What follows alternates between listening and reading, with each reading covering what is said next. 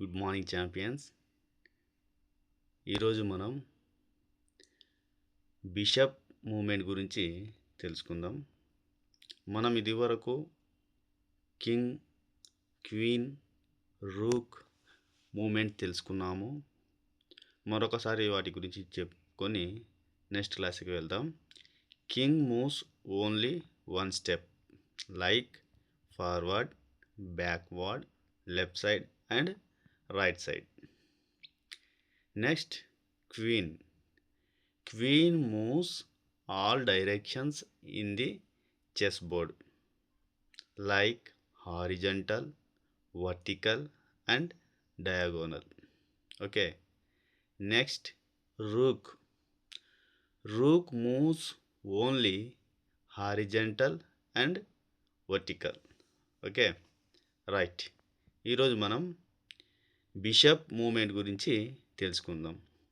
Bishop వచ్చేసి ఒకటి black ఉంటుంది, ఇంకొకటి వైట్ కలర్లో ఉంటుంది. అంటే బ్లాక్ స్క్వేర్లో ఒక బిషపు, వైట్ స్క్వేర్లో ఒక బిషపు ఉంటుంది.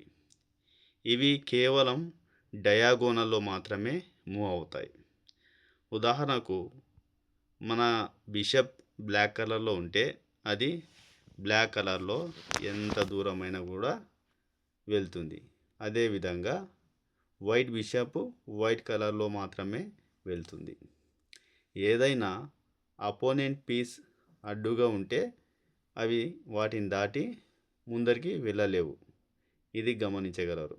Okay. Bishop move only diagonal.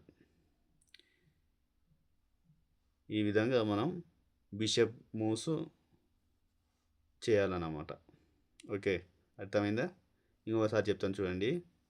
The bishop moves in diagonal lines only. It can move any number of squares in a diagonal direction. Okay.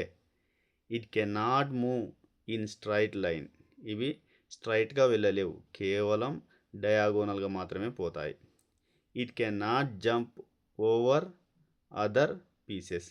ఇవి ఆపోనెంట్ టీమ్ పీసెస్ను దాటి జంప్ చేసి ముందరికి వెళ్ళలేవు. Okay, right. Thank you. Next క్లాస్లో మనం knight యొక్క moments గురించి తెలుసుకుందాం. Thank you very much.